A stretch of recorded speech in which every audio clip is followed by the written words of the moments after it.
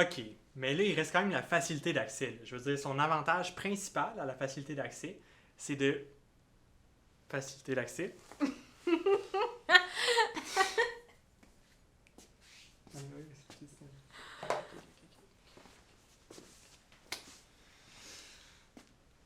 Bon, OK, mais il reste quand même la facilité d'accès comme avantage. Je veux dire, ça permet d'améliorer l'accessibilité du système financier pour les pays moins bancarisés ou les personnes plus marginalisées par le système financier. C'est à moi? Non. Je sais juste plus c'est quoi. C'est quoi mon Q? Peux-tu me dire la phrase que tu veux dire? C'est moyen d'échange commun. C'est un moyen d'échange commun. OK. OK.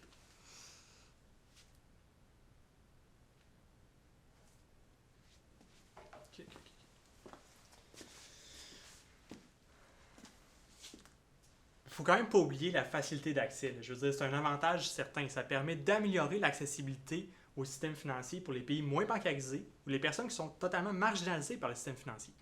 Ça permet aux personnes qui n'ont pas vraiment confiance en leur monnaie ou qui n'ont pas accès aux banques de pouvoir transiger avec un moyen d'échange commun.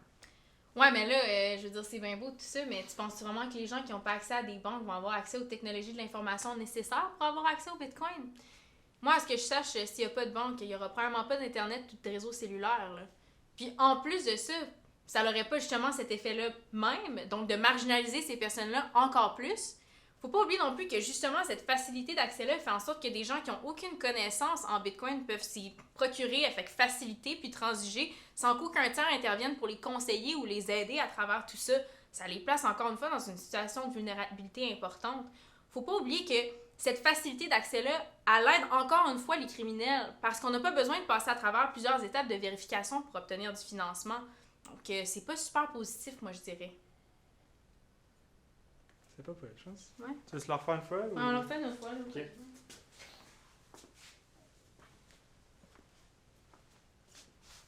Mais il est pas long, celui-là, quand même. Fait que...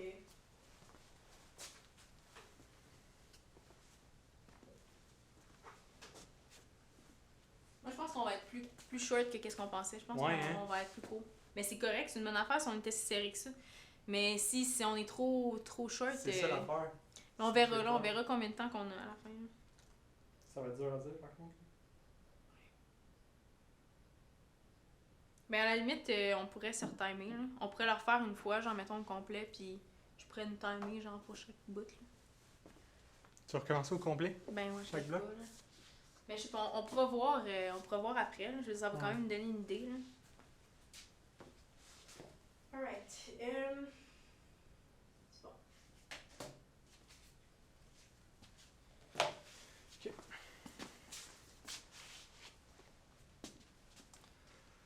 OK, mais il faut quand même pas oublier la facilité d'accès, qui est un autre avantage qui est sorti de notre sondage. Je veux dire, ça permet d'améliorer l'accessibilité au système financier pour les pays moins bancarisés, puis les personnes marginalisées par le système financier. Ça permet aux personnes qui n'ont pas confiance en leur monnaie ou qui sont juste pas acceptées par les banques de pouvoir échanger avec un moyen d'échange commun. OK, oui, c'est bien beau tout ça, là, mais je veux dire, tu penses vraiment que les gens qui n'ont pas accès à des banques vont avoir accès aux technologies de l'information nécessaires pour accéder au Bitcoin? Moi, je pense pas. À ce que je sache, s'il n'y a pas de banque, il n'y aura pas d'Internet ni de réseau cellulaire. Donc, ça n'aurait pas justement cet effet même qu'on cherche à contourner, donc les marginaliser encore plus de tout ce qui est de ces systèmes monétaires-là. Faut pas non plus oublier que la facilité d'accès engendrée justement par le Bitcoin ou la crypto-monnaie en général fait en sorte que des gens avec peu d'expérience. On va recommencer. Parce que là, je me suis fourré un petit peu, mais là beaucoup, c'était... Ça marchait pas. OK.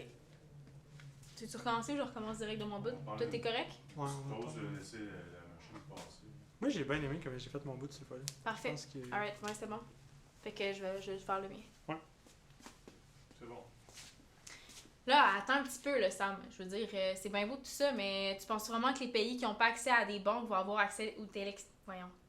Lâche pas. OK. Ben là, attends un petit peu, là, Sam. Tu penses-tu vraiment que les pays... Ouais, là, j'étais bizarre. OK. Attends un petit peu, là, Sam. C'est bien beau tout ça, là, mais tu penses vraiment que les pays qui n'ont pas accès à des systèmes bancaires vont avoir accès aux technologies d'information nécessaires pour accéder à la crypto-monnaie? Moi, je pense pas. À ce que je sache, s'il n'y a pas de banque, il n'y aura pas de réseau cellulaire ou de Wi-Fi. Donc, si on se rend... Ouais, non. Ça allait pas bien. Ton temps, tourne voir ton texte. correct? C'est pas long. Ouais, non, c'est juste qu'il faut que je le remette ensemble dans ma tête. On dirait que j'étais bien partie, puis là, ça... C'est bon. Attends un petit peu, Sam. C'est bien beau tout ça, mais je veux dire, penses-tu vraiment que les pays qui n'ont pas accès au système bancaire vont avoir accès aux technologies de l'information nécessaires pour accéder à la crypto-monnaie? Moi, je pense pas. S'ils n'ont pas accès aux banques, ils n'auront certainement pas accès aux réseaux cellulaires ou à l'Internet. Donc, ça n'aurait pas justement l'effet même qu'on cherchait à contourner? Donc, de les marginaliser encore plus de tous ces systèmes-là d'échange? En plus, il ne faut pas oublier que les personnes qui sont en position de vulnérabilité en termes de connaissances ont justement facilement accès à toutes ces monnaies-là. Ça pourrait faire en sorte qu'ils pourraient être pris avantage d'eux par des personnes qui ont des mauvaises intentions et qui cherchent à prendre avantage de leur crédulité. Faut pas non plus oublier... Qu'est-ce que j'ai oublié? Là, pris avantage d'eux, c'était l'anglicisme. Ouais, que c'était pas encore une précisé. fois. Ah. Puis je vais relire mon texte un peu. Je vais relire mon texte un peu, puis je vais le refaire parce que là, je me mélange trop. Ok.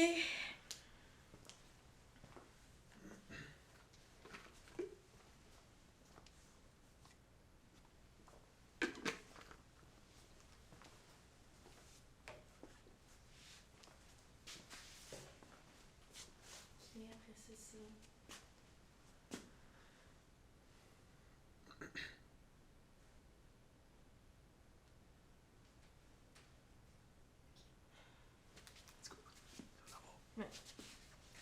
Attends un petit peu, là, Sam. C'est bien beau tout ça, mais est-ce que tu penses vraiment que les gens qui n'ont pas accès au système bancaire vont avoir accès aux technologies d'information nécessaires pour transiger avec la crypto-monnaie? Moi, je pense pas. S'ils n'ont pas de banque, ils n'auront probablement pas d'Internet ou encore de réseau cellulaire.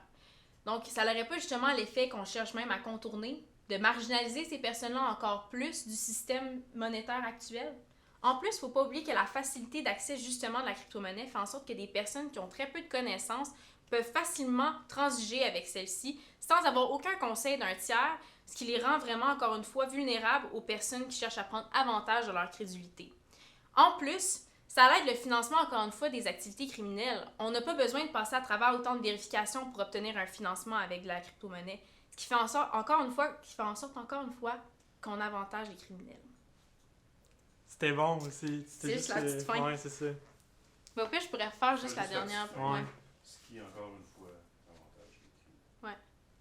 Je fais juste redire ça. Oh, oui. Ce qui avantage encore une fois les criminels. Let's go! Je sais pas pourquoi celui-là était dur, mais il était dur. Et de toute façon,